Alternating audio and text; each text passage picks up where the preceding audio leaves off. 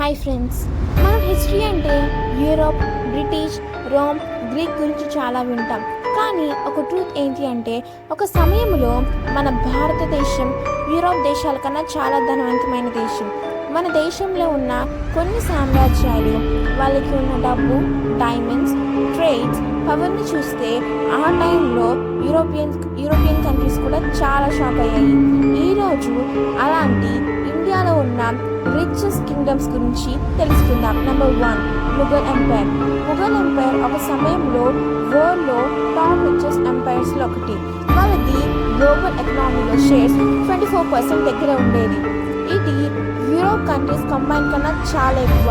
Agriculture, textiles, ornaments, gold, silver coins exports వాళ్ళ huge revenue వచ్చేది.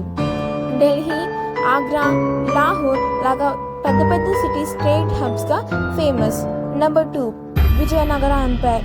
Vijayanagara empire wealth అంటే ఒక లెవెల్ కాదు. రికార్డ్స్ ప్రకారం హంపీలోని మార్కెట్స్లో డైమండ్స్ రోడ్ మీద పెట్టుకుని అమ్మేవాళ్ళు. Spices, rice, iron, horse ride, 300 seaports వల్ల అరేబియా నుంచి చైనా వరకు ట్రేడ్ నెట్వర్క్ స్ట్రాంగ్. వాళ్ళది గోల్డ్ కాయిన్ వరహ చాలా famous. Number 3, Golconda sultanates. Golconda అంటే diamonds kingdom. Kohinoor, hope diamond, regent diamond లాగా world famous gems Golconda mines నుంచి వచ్చాయి. పోర్ట్స్ లైక్ మచిలీపట్నం, అదనండి మచిలీపట్నం. వాళ్ళు యూరోపియన్ ట్రేడర్స్ ఇండియాకి వచ్చి క్లాత్స్, జెమ్స్, స్పైసెస్ కొనేది main reason. Number 4, Gujarat sultanates. గుజరాత్లో పోర్ట్స్ లైక్ సూరత్ ట్రేడింగ్లో world level.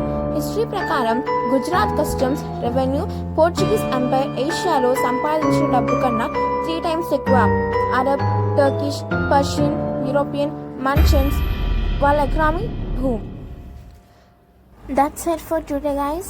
For more videos, subscribe.